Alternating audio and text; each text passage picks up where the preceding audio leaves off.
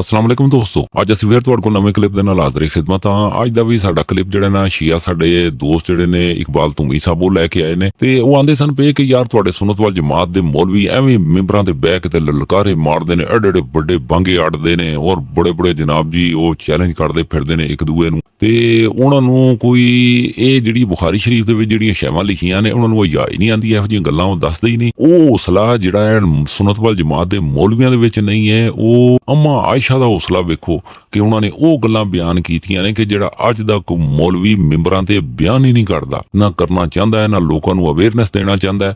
ਔਰ ਅੰਮਾ ਆਇਸ਼ਾ ਨੇ ਜਨਾਬ ਜੀ ਕਿ ਉਹ ਅਰਬ ਦੇ ਮਾਸ਼ਰੇ ਨੂੰ ਬਿਲਕੁਲ ਹੀ ਖੋਲ ਖਾਲ ਕੇ ਰੱਖ ਦਿੱਤਾ ਹੈ। ਜ਼ਾਹਿਰ ਹੈ ਅਰਬ ਦਾ ਮਾਸ਼ਰਾ ਜਿਹੜਾ ਹੈ ਉਹਨੂੰ ਜਦੋਂ ਬਿਆਨ ਕੀਤਾ ਜਾਂਦਾ ਹੈ ਫਿਰ ਉਹ ਰਸਾਲਤ ਮਾਪ ਸੱਲੱਲਾਹੁ ਅਲੈਹਿ ਵਸੱਲਮ ਦਾ ਉਹ ਦੌਰ ਸਾਰੇ ਸਮਝ ਬੰਦੇ ਨੂੰ ਆਂਦੀ ਹੈ ਕਿ ਉਹਨਾਂ ਨੂੰ ਮੁਸ਼ਕਿਲਾਤ ਕਿੰਨੀਆਂ ਸਨ, ਉਹਨਾਂ ਨੇ ਕਿਹਨਾਂ ਲੋਕਾਂ ਦੇ ਵਿੱਚ ਆਪਣਾ ਵਕਤ ਗੁਜ਼ਾਰਿਆ ਔਰ ਦੀਨ ਦੀ ਜਿਹੜੀ ਤਬਲੀਗ ਕਰਨ ਦੇ ਵਿੱਚ ਉਹਨਾਂ ਨੇ ਕਿੰਨੀਆਂ ਮੁਸ਼ਕਿਲਾਤ ਕੱਟੀਆਂ ਨੇ। ਹਾਲਾਂਕਿ ਉਲਮਾ ਨੂੰ ਬਿਆਨ ਕਰਨਾ ਚਾਹੀਦਾ ਤਾਂ ਕਿ ਉਹਨਾਂ ਨੂੰ ਵੀ ਉਹ ਬਾਕੀ ਆਮ ਲੋਕਾਂ ਨੂੰ ਵੀ ਪਤਾ ਹੋਵੇ ਕਿ ਇੰਨੀਆਂ ਮੁਸ਼ਕਿਲਾਂ ਕੱਟਣ ਤੋਂ ਬਾਅਦ ਰਸਾਲਤ ਮਾਪ ਸੱਲੱਲਾਹੁ ਅਲੈਹਿ ਵਸੱਲਮ ਨੇ ਦੀਨ ਦਾ ਕੰਮ ਕੀਤਾ ਸੀ। ਤੇ ਅਸੀਂ ਇਹਨੂੰ ਕਲਿੱਪ ਨੂੰ ਸਾਰੇ ਨੂੰ ਸੁਣਨੇ ਆ ਤਾਂ ਕਿ ਸਾਨੂੰ ਸਮਝ ਆਏ ਕਿ ਅਰਬ ਦਾ ਮਾਸ਼ਰਾ ਕੀ ਸੀ ਔਰ ਮੁਹੰਮਦ ਵਾਲੇ ਮੁਹੰਮਦ सल्लल्लाहु अलैहि वसल्लम ਨੂੰ ਕਿੰਨੀਆਂ ਪਰੇਸ਼ਾਨੀਆਂ ਦਾ ਸਾਹਮਣਾ ਸੀ ਇਹਨਾਂ ਲੋਕਾਂ ਦੀ ਵਜ੍ਹਾ ਨਾਲ। आयशा की एक हदीस आपको सुनाता हूँ किताब बुखारी से।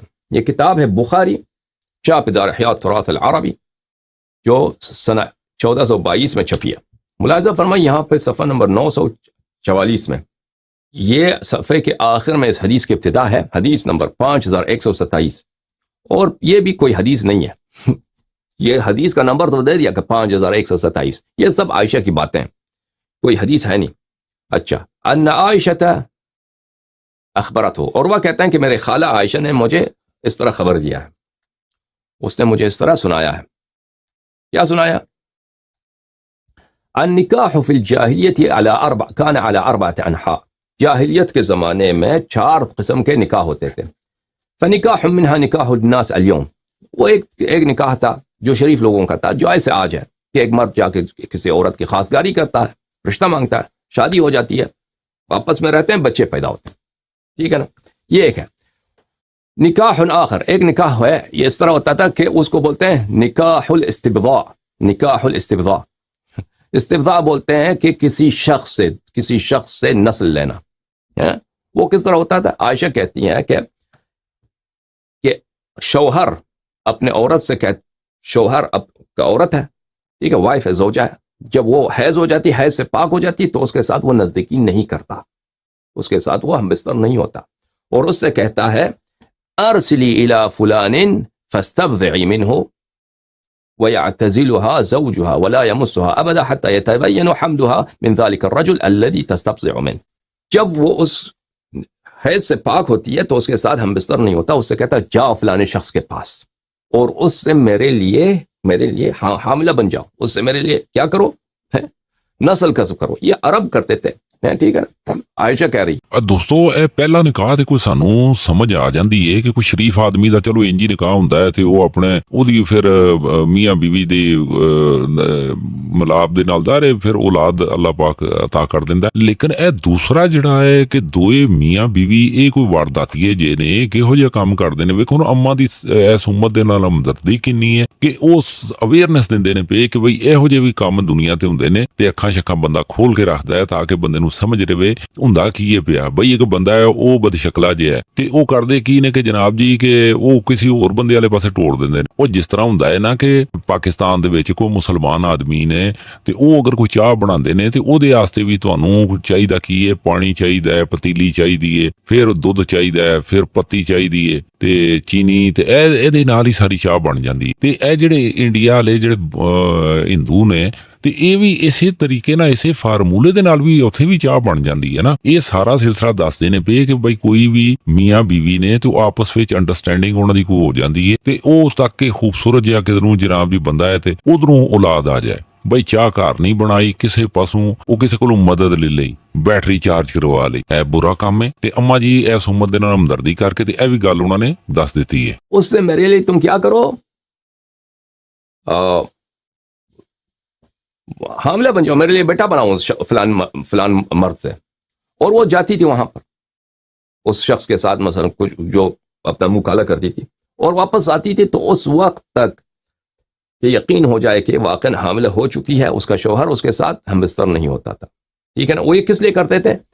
انما يفعل ذلك رغبة في نجابة الولد. یہ اس لیے کہتے تھے کہ ہمیں نجیب اچھا فرزند نصیب ہو. کوئی شخص خوبصورت ہے مثلا شہر میں، ٹھیک ہے نا، کوئی شخص بڑا لمبا چوڑا آدمی ہے، کہتے ہیں کہ اس سے نسل لینا ہم نے، تو اپنے عورت کو اس طرح بیچ دیتے اور خود اس سے بستر نہیں ہوتے تھے اس وقت تک کہ وہ عورت کیا ہو جائے، حاملہ ہو جائے. یہ نکاح الاستبزاء ہے. اچھا ایک اور نکاح ہے، نکاح الرحب، نکاح آخر، تیسرا نکاح. يجتمع الرحم ما دون العشرة فيدخلون على المرأة كلهم يصيبها، فإذا حملت ووضعت ومر عليها ليالي بعد أن تضع حملها أرسلت إليهم. کہتے ہیں کہ تیسرا نکاح یہ ہے کہ 10 سے کم تر، 10 سے زیادہ نہیں، 10 سے کم تر 9 8 مرد ایک عورت پہ سب جو ہے وہ کیا کرتے تھے، جمع کر دیتے ہیں. پھر وہ حاملہ بنتی تھی اور پھر وہ جب اس کا فرزند پیدا ہوتا تھا تو اس کو عورت اپنے بچے کو بیچتی تھی کہ ان مردوں کے ساتھ 8 9 جتنے اس کے تھے بوائے فرینڈز تھے. تو کسی کو حق نہیں ہوتا تھا کہ کہہ دے کہ یہ میرا فرزند نہیں ہے. حتی یجتمع علیہا، سب آتے تھے اس عورت کے پاس. تقول لهم قد عرفتم الذي كان من امركم وقد ولدت فهو ابنك يا فلان، تسمي من احبت باسمه فيلحق به ولدها لا يستطيع ان يمتنع به الرجل. پر جب میٹنگ ہوتا تھا نا وہ 10 آدمیوں کا، عورت کہتی تھی کہ آپ سب کو یاد ہے کہ آپ سب نے میرے ساتھ مل کے یہ کام کیا، اب میرا بچہ پیدا ہو گیا تو اب سن لو یہ بچہ فلان آدمی کا ہے، یہ بچہ فلانے کا. وہ عورت جس کو پسند کرتی، جو بوائے فرینڈ اس کو پسند ہے، کہتے ہیں اس کا بیٹا. پر کسی کو حق نہیں تھا کہ اس کے ساتھ نزاع کرے کہ میرا بیٹا نہیں. ਲਓ ਜੀ ਭਾਈ ਜੀ ਇੱਥੇ ਕੰਮ ਕੋਈ ਜਿਹੜਾ ਨਾ ਕੋਈ ਬਹੁਤਾ ਮੇਰੇ ਹਿਸਾਬ ਨਾਲ ਕੋਈ ਵਿਗੜ ਗਿਆ ਹੈ, ਕੋਈ ਕੰਮ ਖਰਾਬ ਹੋ ਗਿਆ ਹੈ, ਕਿਉਂਕਿ ਬੈਟਰੀ ਇੱਕ ਤੇ ਉਹਦੇ ਚਾਰਜਰ ਜਿਹੜੇ ਨੇ ਨਾ ਉਹ 10 ਤੋਂ ਘੱਟ ਹੋਣਗੇ ਤੇ ਉਹ ਉਥੋਂ ਕੋਈ ਪ੍ਰੋਡਕਸ਼ਨ ਆ ਜਾਂਦੀ ਹੈ. ਤੇ ਹੁਣ ਇਹ ਤੁਸੀਂ ਭਾਵੇਂ ਮੈਨੂੰ ਨਾ ਐਵੇਂ ਗਾਲਾਂ ਗੂਲਾਂ ਕੱਢਣ ਦੇ ਚੱਕਰ 'ਚ ਪਿਓ, ਕਿਉਂਕਿ ਦੇਖੋ ਨਾ ਕੁਰਾਨੇ ਪਾਕ ਤੋਂ ਬਾਅਦ ਮੁਸਤਨਦ ਕਿਤਾਬ ਜਿਹੜੀ ਨਾ ਬੁਖਾਰੀ ਸ਼ਰੀਫ, ਮੌਲਵੀਆਂ ਨੇ ਇਹੀ ਤੇ ਰੱਟਾ ਮਾਰਿਆ ਸੀ ਨਾ. ਇਮਾਮ ਬੁਖਾਰੀ ਨੇ ਇਹ ਜਿਹੜਾ ਨਾ ਲਿਖਦੇ ਆ ਬਿਆਨ ਕਰਦੇ ਆ ਉਹ ਸ਼ਰਮਾਏ ਨੇ, ਤੇ ਨਾ ਜਿਨ੍ਹਾਂ ਨੇ ਹਦੀਸਾਂ ਇਕੱਠੀਆਂ ਕੀਤੀਆਂ ਸਨ ਪਹਿਲੇ ਪੁਰਾਣੇ ਲੋਕ ਜਿਹੜੇ ਅਕਾਬਰੀਨ ਜਿਹੜਾ ਨੂੰ ਆਂਦੇ ਨੇ ਉਹ ਸ਼ਰਮਾਏ ਨੇ, ਨਾ ਮਾਂ ਆਇਸ਼ਾ ਸ਼ਰਮਾਏ ਨੇ. ਤੇ ਹੁਣ ਤੁਸੀਂ ਸਾਰੀ ਜਿਹੜੀ ਇਹ ਸ਼ਰਮ ਹੈ ਉਹ ਜਿਹੜੀ ਕੋਈ ਹਯਾ ਹੈ ਉਹ ਤੁਸੀਂ ਮੇਰੇ ਲਈ ਸੋਚਦੇ ਰਹੋ ਕਿ ਜੀ ਬਈ ਮੈਨੂੰ ਇਹ ਨਹੀਂ ਸੀ ਲਿਆਉਣਾ ਚਾਹੀਦਾ. ਉਹ ਅੱਲਾ ਦੇ ਬੰਦੇ ਜਦੋਂ ਤੁਸੀਂ ਇਹ ਸਾਰਾ ਕੋਈ ਲਿਖ ਲੱਖ ਕੇ ਰੱਖਿਆ ਹੈ ਤੇ ਇਹਨੂੰ ਕੋਈ ਉਹ ਜਿਹੜਾ ਸ਼ੀਆ ਬੰਦਾ ਹੈ ਉਹ ਬਿਆਨ ਕਰਦਾ ਹੈ, ਤੇ ਅੰਮਾ ਆਇਸ਼ਾ ਨੇ ਅਗਰ ਬਿਆਨ ਕੀਤਾ ਹੈ ਤੇ ਜ਼ਾਹਿਰ ਹੈ ਉਹਨਾਂ ਨੇ ਇਸ ਉਮਤ ਦਾ ਕੋਈ ਫਾਇਦਾ ਚਾਹਿਆ ਹੈ ਨਾ. ਮਰਦਾਂ 'ਚ ਸਾਹ ਨਹੀਂ ਹੈ ਤੇ ਚਲੋ ਕੋਈ ਅੰਮਾ ਦੇ ਫਾਇਦਾ ਸੋਚਦੀ ਹੈ ਨਾ, ਉਹਨਾਂ ਨੇ ਸੋਚ ਸਾਚ ਕੇ ਸਾਰੀ ਉਹਨਾਂ ਨੇ ਗੱਲਬਾਤ ਦੱਸੀ ਹੈ. ਤੇ ਉਹਦੇ ਵਿੱਚ ਹੁਣ ਤੁਸੀਂ ਵੇਖ ਲਓ ਨਾ ਕਿ ਇੱਕ ਉਹ ਬੀਬੀ ਇੱਕ ਜੇ ਹੁਣ 10 ਤੋਂ ਘੱਟ ਬੰਦੇ ਜਿਹੜੇ ਨੇ ਨਾ ਉਹ ਸਾਰੇ ਮਿਲ ਕੇ ਤੇ ਚਾਹ ਬਣਾਉਣ ਦੇ ਨੇ, ਤੇ ਹੁਣ ਜਿਹੜੀ ਚਾਹ ਦਾ ਇੱਕ ਕੱਪ ਬਣਿਆ ਤੇ ਹੁਣ ਪੀਣਾ ਕਿੰਨੇਵੇਂ ਹਿੱਸੇ ਕਿਤੇ ਜਾਣਾ ਉਹ ਵੀ ਬੁੱਢੀ ਨੇ ਇੰਤਖਾਬ ਕਰਨਾ ਹੁੰਦਾ. ਔਰ ਜਿਹਨੇ ਉਹ ਤੱਕਦੀ ਉਹਦੇ 'ਚ ਕੋਈ ਮਾਲਦਾਰ ਹੈ, ਤਗੜਾ ਹੈ, ਸੋਹਣਾ ਹੈ, ਜੋ ਵੀ ਉਹਦਾ ਕੋਈ ਮਿਆਰ ਹੋਏਗਾ ਉਸ ਤਰ੍ਹਾਂ ਉਹ ਫੈਸਲਾ ਕਰ ਲੈਂਦੇ ਨੇ. ਇਹ 3 ਕਿਸਮ ਦੇ ਹੋ گئے نے نکاح. ٹھیک ہے نا. اور پھر ایک اور نکاح بھی ہے، نکاح الرابع، وہ 10 سے زیادہ کا ہے. وہ 10 سے زیادہ کا ہے، جو وہ جن کی بھائی اور ایسے بھی عورتیں ہوتی تھیں. 10 سے زیادہ مرد اس کے ساتھ کرو، پر اس کا فرزند جب پیدا ہوتا ہے تو اس کے لیے تو مشکل ہے کہ 10 وہ کتنے 50 آدمی نے اس کے ساتھ کیا ہے پتہ نہیں، میٹنگ بلائے. میٹنگ تو نہیں ہو سکتا، پر اس کے لیے قیافہ شناس شخص کو بلاتے کہ تم دیکھ لو کہ یہ کس کا ہے. پر وہ قیافہ کہتے ہیں کہ بچہ کا شکل فلانے سے ملتا ہے تو پھر کہتے ہیں کہ چلو اسی کا فرزند ہے. ٹھیک ہے نا.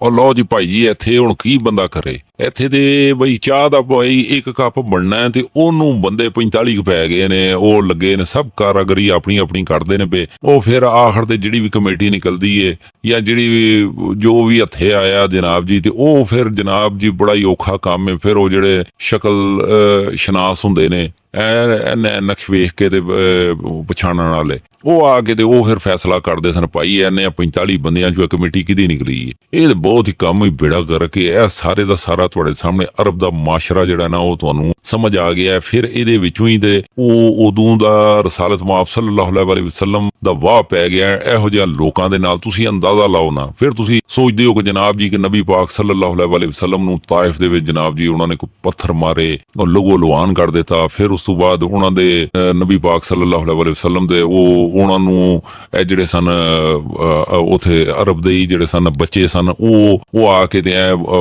ਪੱਥਰ ਮਾਰਦੇ ਸਨ, ਫਿਰ ਯਾਇਲੀ ਸਰਕਾਰ ਨਾਲ ਜਾਂਦੇ ਸਨ। ਫਿਰ ਉਸ ਤੋਂ ਬਾਅਦ ਤੁਸੀਂ ਵੇਖ ਲਓ ਕਿ ਇਮਾਮ ਹਸਨ ਅਲੈਹਿਸਲਾਮ ਦਾ ਉਹਨਾਂ ਦਾ ਜਨਾਬ ਉਹਨਾਂ ਨੂੰ ਜ਼ਹਿਰ ਦਿੱਤਾ ਗਿਆ ਹੈ, ਉਹ ਵੀ ਕਿਸੇ ਖਾਤੂਨ ਨੇ ਦਿੱਤਾ ਹੈ, ਜੋਦਾ ਬਿਨਤੇ ਅਸ਼ਸ। ਤੇ ਫਿਰ ਉਸ ਤੋਂ ਬਾਅਦ ਜਨਾਬ ਇਮਾਮ ਹੁਸੈਨ ਅਲੈਹਿਸਲਾਮ ਦੇ ਨਾਲ ਉਹ ਕਿੰਨੀ ਮਖਲੂਕ ਇਕੱਠੀ ਸੀ। ਇਹ ਜਿਸ ਟਾਈਮ ਤੁਸੀਂ ਨਬੀ ਪਾਕ ਸੱਲੱਲਾਹੁ ਅਲੈਹਿ ਵਸੱਲਮ ਤੋਂ ਪਹਿਲੇ ਦਾ ਦੌਰ ਸਾਰਾ ਸੋਚੋਗੇ, ਫਿਰ ਉਹਦੇ ਚੋਂ ਸਹਾਬਾ ਇਕਰਾਮ ਰਿਦਵਾਨੁੱਲਾਹ ਅਜਮਾਈਨ ਉਸੇ ਮਾਸ਼ਰੇ ਚੋਂ ਹੀ ਬਣੇ ਸਨ ਨਾ, ਕਿ ਕੋਈ ਬਾਹਰੋਂ ਇੰਪੋਰਟ ਉਹਨਾਂ ਮੰਗਵਾਏ ਤੇ ਨਹੀਂ ਸਨ ਨਾ, ਉਹ ਉੱਥੋਂ ਹੀ ਉੱਥੇ ਦੇ ਬੰਦੇ ਸਨ ਤੇ ਉਹਨਾਂ ਦੇ ਨਾਲ ਹੀ ਉਹਨਾਂ ਨੂੰ ਕਨਵਿੰਸ ਕਰਕੇ ਤੇ ਫਿਰ ਦੀਨ ਵਾਸਤੇ ਉਹ ਚੱਲ ਪਏ ਸਨ। ਅੱਲਾਹ ਰਸੂਲ ਨੂੰ ਉਹਨਾਂ ਨੇ ਮੰਨ ਕੇ ਤੇ ਟੁਰ ਪਏ ਸਨ। ਤੇ ਇਹ ਸਾਰਾ ਕੰਮ ਹੈ। ਫਿਰ ਮੈਨੂੰ ਇਹ ਨਹੀਂ ਸਮਝ ਆਉਂਦੀ ਕਿ ਇਹੋ ਜਿਹੀਆਂ ਨਿਕਾਹ ਦੀਆਂ ਸਾਰੀਆਂ ਗੱਲਾਂ ਜਿਹੜੀਆਂ ਨੇ ਇਹਦੇ ਵਿੱਚ ਬੁਖਾਰੀ ਦੇ ਵਿੱਚ ਤਹਿਰੀਰ ਨੇ, ਇਹ ਲਿਖਣ ਵਾਲਿਆਂ ਤੇ ਵੀ ਕੁਰਬਾਨ ਜਾਵਾਂ। ਫਿਰ ਇਹ ਸਾਰੇ ਦਾ ਸਾਰਾ ਸਿਲਸਿਲਾ ਜਿਸ ਟਾਈਮ ਕਿਤਾਬਾਂ ਦੇ ਵਿੱਚ ਆ ਗਿਆ ਤੇ ਮੌਲਵੀਆਂ ਨੇ ਛੁਪਾ ਕੇ ਤੇ ਉੱਤੇ ਲੰਮੇ ਪੈ ਗਏ ਨੇ ਬਤਾ ਕੇ ਕਿਸੇ ਨੂੰ ਪਤਾ ਨਾ ਚੱਲ ਸਕੇ। ਉਹਨਾਂ ਨੂੰ ਕੀ ਪਤਾ ਸੀ ਕਿ ਅੱਲਾ ਯਾਰੀ ਨੇ ਆ ਜਾਣਾ, ਤੇ ਇੱਕ ਇੱਕ ਉਹਨਾਂ ਨੇ ਕਿਤਾਬ ਦੇ ਸਫੇ ਖੋਲ ਕੇ ਪੜ ਕੇ ਉਹਨਾਂ ਨੂੰ ਦੱਸਣੇ ਨੇ। ਤੇ ਜਿਸ ਟਾਈਮ ਲੋਕਾਂ ਨੂੰ ਪਤਾ ਚੱਲਦਾ ਤੇ ਮੌਲਵੀਆਂ ਨੂੰ ਜਦੋਂ ਇਹੀ ਜਾ ਕੇ ਪੁੱਛ ਗਿਆ, ਤਾਂ ਹੀ ਤੇ ਬੁਖਾਰੀ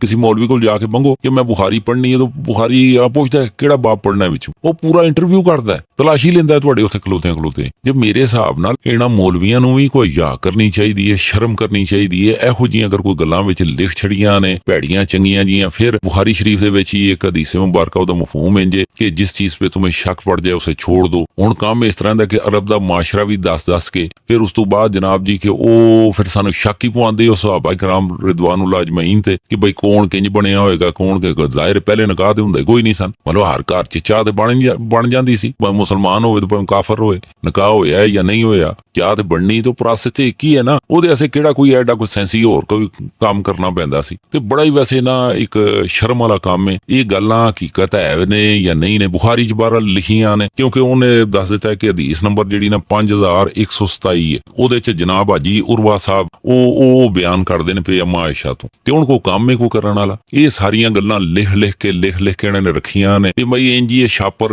ਉਹਦੇ ਚ ਕੂੜਾ ਗੰਦ ਪਾ ਕੇ ਇਹਨਾਂ ਦੇ ਆਪਣੇ ਸਰਾਣੇ ਰੱਖ ਕੇ ਤੇ ਬਿਹਤਰੀਨ ਤੁਸੀਂ ਏਸੀ ਵਾਲੇ ਕਮਰੇ ਸੌਂ ਜਾਓ ਤੇ ਮੇਰੇ ਖਿਆਲ ਵਾਵਾ ਨੀਂਦਰ ਆ ਜਾਏਗੀ। ਉਹਦੇ ਚ ਮੁਸ਼ਕ ਛਾਨ ਜਿਹੜੀ ਹੈ ਨਾ ਉਹ ਦਿਮਾਗਾਂ ਨੂੰ ਚੜੇਗੀ। ਜਦੋਂ ਤੁਸੀਂ ਇਹੋ ਜਿਹਾ ਪੜ੍ਹਦੇ ਰਹਿੰਦੇ ਹੋ ਤਾਂ ਹੀ ਤੇ ਮਦਰਸੇ ਦਾ ਮੌਲਵੀ ਜਿਹੜਾ ਨਾ ਉਹ ਕੋ ਬੱਚਿਆਂ ਨੂੰ ਪੈ ਜਾਂਦਾ ਹੈ, ਕੋਈ ਹੋਰ ਕੋ ਕੰਮ ਕਰਦਾ ਰਹਿੰਦਾ। ਅੱਲਾ ਮਾਫੀ ਦੇ। ਉਹ ਭਾਈ ਜੀ ਹਰ ਕਲਿੱਪ ਜਿਹੜਾ ਮਰਜ਼ੀ ਚੁੱਕ ਲਈਏ ਨਾ, ਉਹਦੇ ਸਾਡੇ ਸੁਨਨਤ ਵਲ ਜਮਾਤ ਦੀ ਅੰਦਰਲੇ ਦੀ ਬੇਇੱਜ਼ਤੀ ਹੋ ਜਾਂਦੀ ਹੈ। ਇਨਸ਼ਾਅੱਲਾ ਮੈਂ ਕੋਸ਼ਿਸ਼ ਕਰਨਾ ਕੋਈ ਇਹੋ ਜਿਹਾ ਕੋਈ ਜਿਹਦੇ ਚ ਕੋਈ ਸਾਡੇ ਸੁਨਨਤ ਵਲ ਜਮਾਤ ਦੀ ਕੋਈ ਇੱਜ਼ਤ ਰਹਿ ਜਾਏ, ਉਹ ਮੈਂ ਕਲਿੱਪ ਲੈ ਕੇ ਆਣਾ। ਬਹੁਤ ਸ਼ੁਕਰੀਆ ਦੋਸਤੋ।